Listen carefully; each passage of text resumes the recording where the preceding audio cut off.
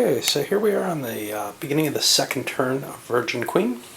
And yes, the first turn kind of was a spoiled turn. There were definitely problems. I don't know what happened with that French card for sure. The Turks being at war wasn't completely... I didn't understand that, and the fact that England and France were at war and not prosecuting it, again, I didn't quite get that. But that's okay.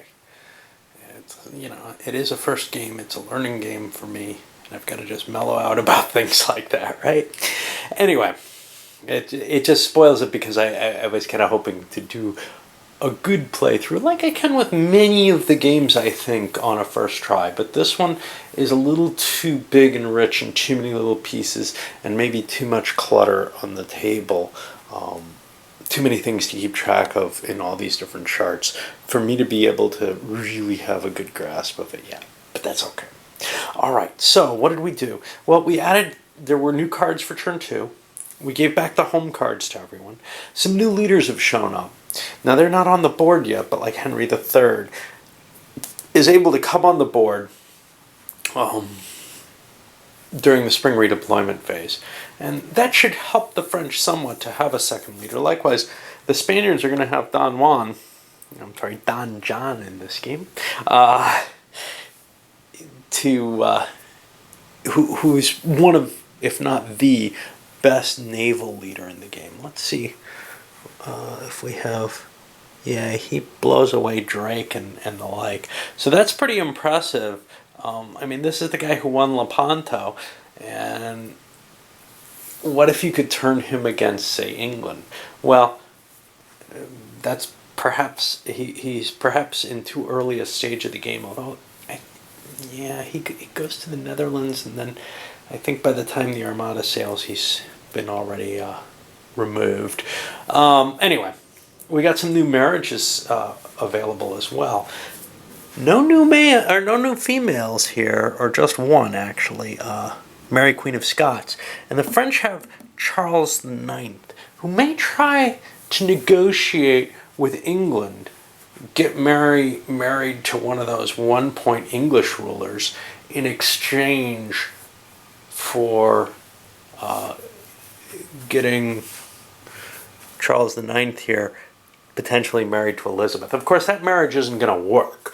The English aren't going to give up their victory points at this earliest stage in the game. There's no question. But there's, like I said, a consolation prize to being jilted.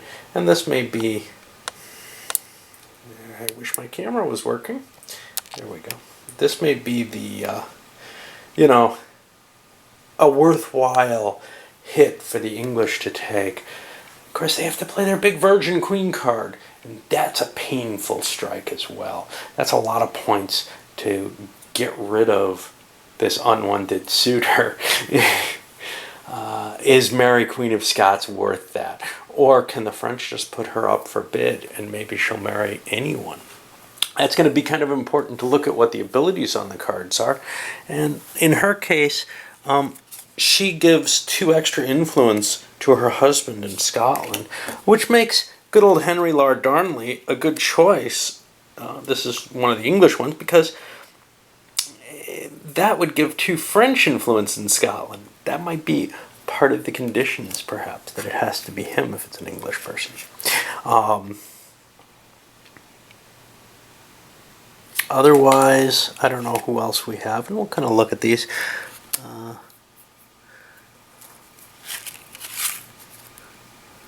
I don't know if there are any great choices here. So, we'll see where that falls out. The French definitely kind of want to get married off, but they'd like to get something for her, being the only female on the market right now, right? We also have these wars. Got to try to resolve those wars. I don't think, for example, England and France can even have a marriage because of the current war. And of course, there's the French-Spanish war, so things might be kind of tricky at this point. So, and I'm not very good at coming up with lots of these alliance deals in this, but to tell you the truth, when I played it opposed, there wasn't a lot of wheeling and dealing in terms of, say, cards being exchanged, etc. I think this game tries to push you more towards that, but it still doesn't feel the same as in some games where alliances, etc., seem more natural. Here, certainly the military alliances are forming. So, for example, the Holy Roman Empire has more or less committed to attacking the Turks as long as Spain doesn't end that war with them. Spain doesn't particularly want to. They don't think that the Turks can launch much more damage from where they are, given the French position. The Turks have asked, however, to have an alliance with the French, and the French think that might be a good idea. They're a little worried. They'd like to gain something from it, but there's not much that the Turks can really give. They could give cards.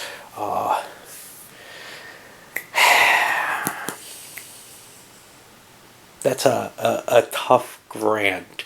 You know, if you're saying you're going into a war and maybe you're hearing noises like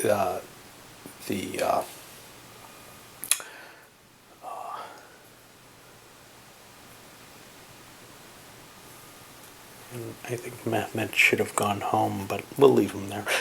Like from what's coming from the Holy Roman Empire, you might feel a little bit unhappy with the idea of giving a card. Spain may not be willing to give a peace anyway, given this circumstance, though. So I don't know where that's all going to go. Now, on the other hand, the French and English did come to an agreement with the Henry Lord Darnley card. He and Mary are going to marry. Instead of, the perhaps better choice for the French would be Charles IX, but here's the reason why. Because the English have said, look, we agreed to a peace, and we didn't fight last turn, even though we didn't specify that. I'm assuming that's what happened. But to tell you the truth, it doesn't make sense unless we're doing this marriage. And if you're not going to do that, no, I'm not going to give you Elizabeth's hand in marriage. What I'm going to do is I'm going to go to war with you if we don't do it.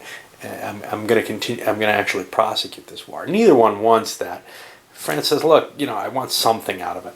So England agreed to give one of their two treasures at random. And France says that's a fair trade.